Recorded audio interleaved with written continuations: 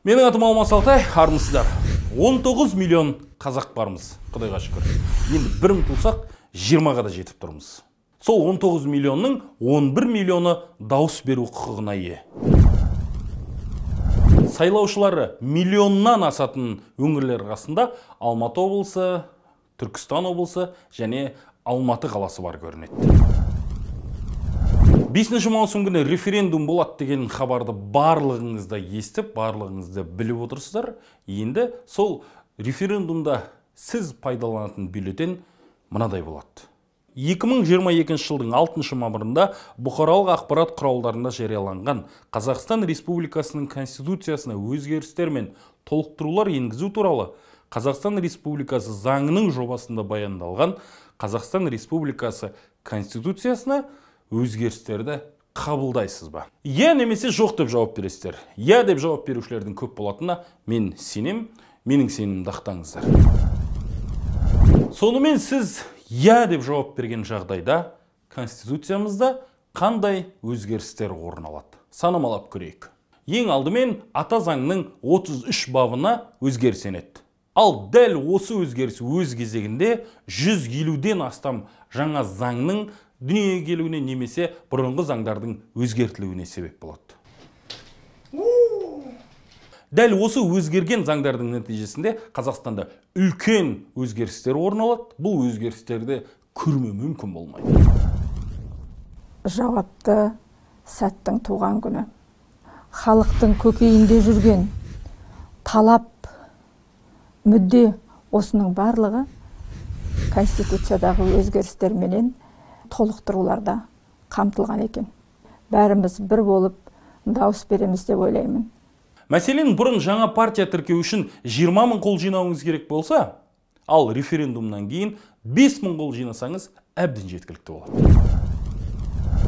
Бұдан былай облыс, аудан, қала әкімдері партияның құрамында болмайды. Партия әкімнен, әкім партиядан тәуелсіз. Не дейді? Сомнениең бар ма? Вообще 0. Облыстық мәслихат депутаттарының 50% өзін-өзі ұсынған азаматтардан құралады. Яғни облыстың қоғамдық, саяси, әлеуметтік өміріне белсене араласып жүрген тұлғалар облыстық мәслихатқа барып, ел үшін қабылданатын шешімдерге әсер ете алады. Ал аудандық және қалалық мәслихаттың депутаттары толық бір мандаттық жолмен сайланады. Халықтың саяси өмірге, сайлауға, ел болашағына деген құштарлығын оятқан шешім болды деп білем. Өздеріңіз білесіздер, бұрын елбасы мәртебесі болды, ол кісі шексіз сайлауға түсе алатын еді. Қазір енді ата заңымыздың 42-ші бабына үлкен өзгеріс енгізіліп жатыр. Ол жерде елбасы мәртебесі алынып тасталады. Бұрынғы көзіміз көргендей суперпрезиденттік жүйе болмайды. Қазір президенттік, парламенттік жүйеге өтіп жатырмыз. Ол біздің болашағымызға үлкен үмітпен қарауға себеп. Тағы бір қуанышты жаңалық. Қазақстанда бұқаралық ақпарат құралдары туралы жаңа заң қабылданады. Яғни, бұған дейін ешқандай әлеуметтік статустарға ие болып көрмеген журналистер қауымына жағдай жасалып қалуы әбден мүмкін. Бұдан бәріміз де мейліміз. 1995 жылы 30 тамызда қабылданған ата заңға содан бері бірнеше рет өзгеріс енгізілген. Бірақ референдум арқылы емес, парламент арқылы. Яғни президент ұсынады, парламент мақұлдайды, жаңа өзгеріс дайын. Сука, өмір ғой өмір. Биылда солай өткізе салуға әбден болатын еді. Тоқаев парламентке, мәжіліске өтінсе, президенттің бір өтінішін мәжіліс жерде қалдырмаушы еді.